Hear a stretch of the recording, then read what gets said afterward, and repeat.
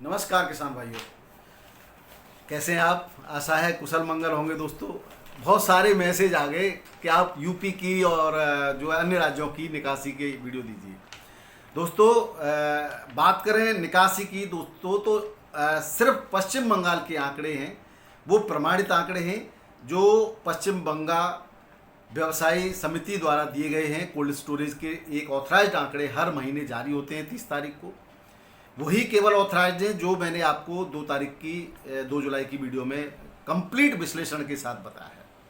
दूसरे राज्यों के आंकड़े जो हैं वो आपके द्वारा या कोल्ड मालिकों और व्यापारियों के द्वारा बताए गए हैं, जिसमें मेरे पास गुजरात, मध्य प्रदेश, बिहार और उत्तर प्रदेश के राज्यों के आंकड़े हैं। आंकड़े तो और भी जगह के हैं जो है, लेकिन अगर उनकी बात उनमें 1-2% का केवल भागीदारी है तो मैं ज़्यादा लंबा वीडियो न करके शॉर्ट में इन सब के बारे में थोड़ा सा बताता हूँ। साथ ही ये भी बताऊँगा कि वर्ष 2022 में जून के एंड तक कितनी निकासी थी, वो मैं आपको जून 2022 के बाद यानी जुलाई के महीने में ये मैं वीडियो दे चुका हूँ। आप चाहें तो पिछले वीडियो भी मैं भी सर्च करके चैनल पर देख सकते हैं।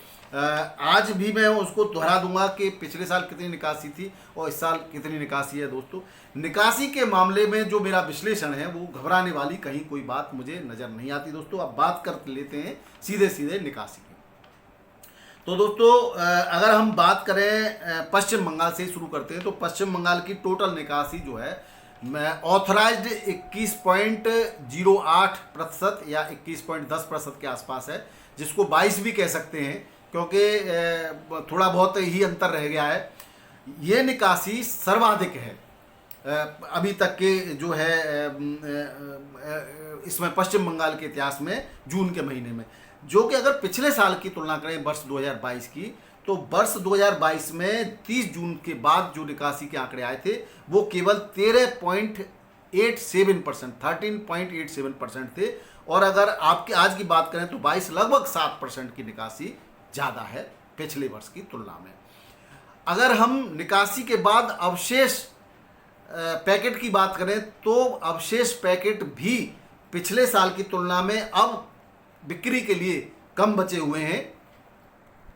लगभग 16 लाख पैकेट कम है पिछले वर्ष से अब बेचने के लिए।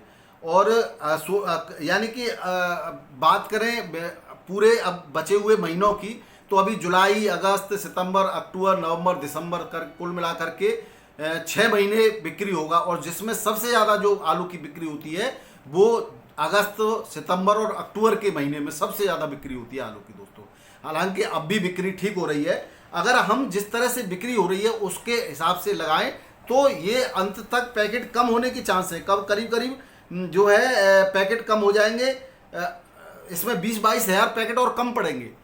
इस हिसाब से देखा जाए तो पश्चिम बंगाल के रेटों में अभी और उठान आएगा। इसका मतलब ये कतई नहीं है कि आलू को रोक लें।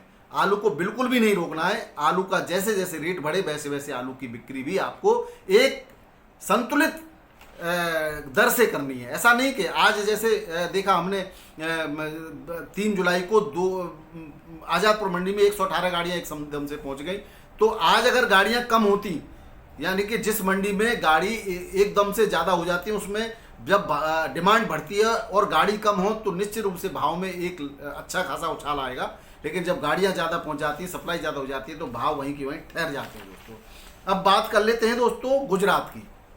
गुजरात में जो निकासी है वो बताई गई है कि 24-25% के आसपास या 26% के आसपास निकासी जून 2023 के बाद तक हो चुकी है। ये जो निकासी के आंकड़े हैं ये अनुमानित हैं, लेकिन गुजरात में हमेशा ही निकासी बहुत अच्छी होती रही है। पिछले सालों में जो कुछ प्रोसेसिंग का जो आलू है सीधे कंपनियां खरीदती हैं वो इसमें शामिल नहीं है।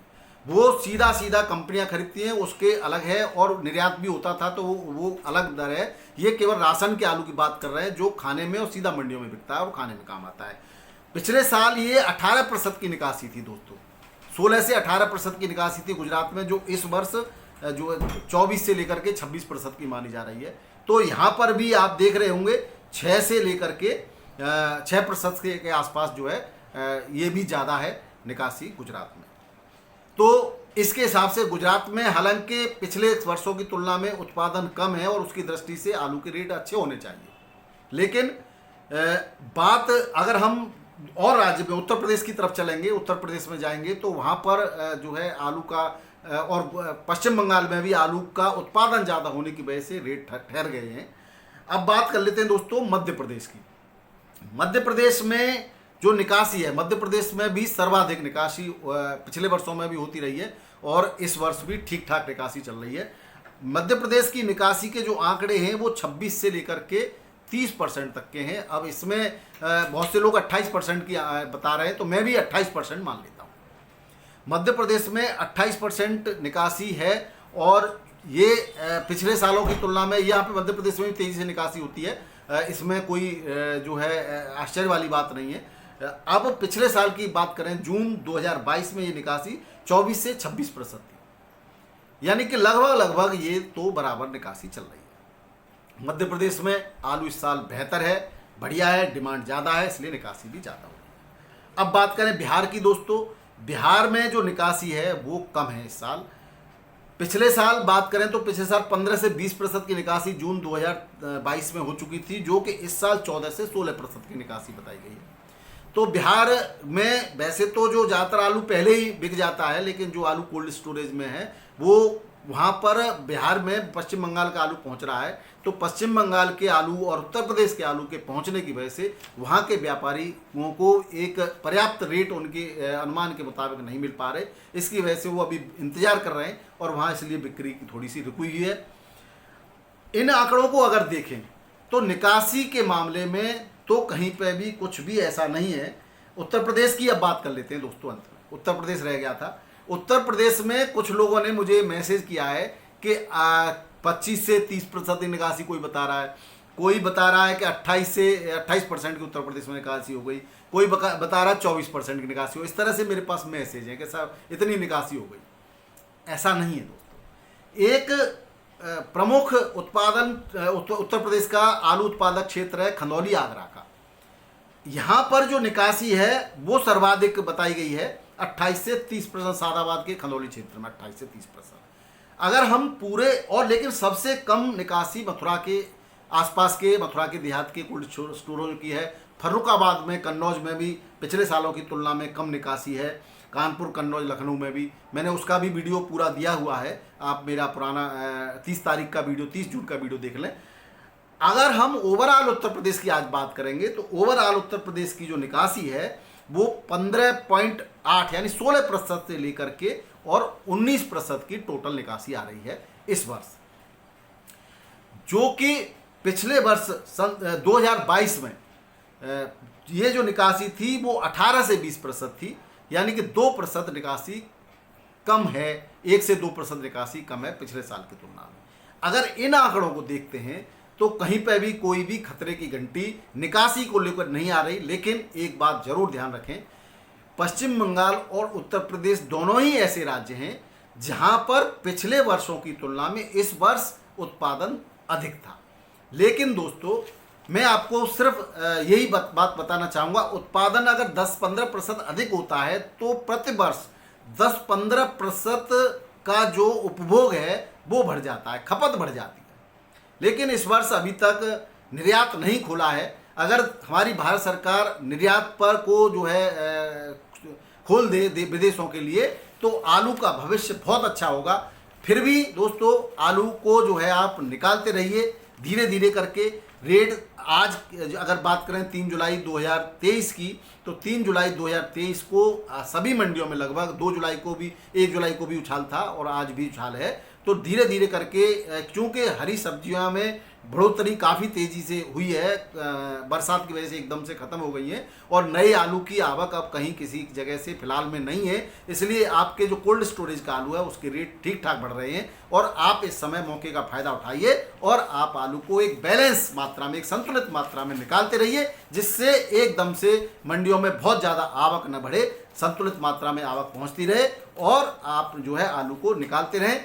वीडियो पसंद आए तो दोस्तों अपने दोस्त किसान मित्रों को शेयर करना बिल्कुल ना भूलिएगा और आप नए लोग हैं वो सब्सक्राइब कर लें, जिससे आपको नई जानकारी जैसे ही मेरे पास आएंगी वो मैं आपको देता रहूँगा। दूसरे किसान मित्रों व्यापारी भाइयों और कोल्ड स्टोर के सम्मानित मालिकों, आपसे निवेदन है, अगर आप हमारा वीडियो देखते हैं तो अपने यहाँ की निकासी बताते रहिए। निकासी बताने से आपको कोई नुकसान नहीं है, किसान अपडेट होता रहेगा, किसान अपने जो है आलू को निकालता रहेगा। किसान एक जड़ है, आप उसके पौधे हैं, अगर जड़ सूख जाएगी तो पौधा पहले मर जाएगा। इसलिए दोस्तों, किसान जड़ तो एक बार दोबारा भी पौधे को पनपा सकती है दोस्तों, लेकिन जड़ को पौधा कभी नहीं पनपा सकता। इसलिए आप उसको जो है पर्याप्त पोषण देते रहिए, जिससे वो मजबूती के साथ खड़ा रहे और आलू का उत्पादन करता रहे।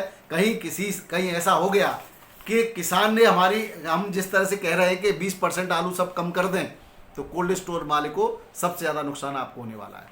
कोल्ड स्टोरेज भरेंगे नहीं, तो इसलिए जो है किसान तो क्या है कि एकता नहीं है, सब मिलकर काम नहीं करते। मैं तो कहता हूँ सभी लोग 20% का जो है प्रोडक्शन कम कर दें, सभी राज्य, पश्चिम बंगाल वाले भाइयों, उत्तर प्रदेश के भाइयों, बिहार के भाइयों, आप प्रमुख रूप से आपकी दावेदारी है पूरे भारत में। अगर आपने 20% कम कर दिया तो सबके छक्के छूट जाएंगे और अपनी मर्जी पे आप बेचोगे। लेकिन मुझे पता है कि कुछ लोग तो इस इंतजार में बैठ जाएंगे, सब 20% कम कर दें और मैं बढ़ा दूं। यही तो गड़बड़ है कहानी। तो यहाँ पर आप इसको सुधारे।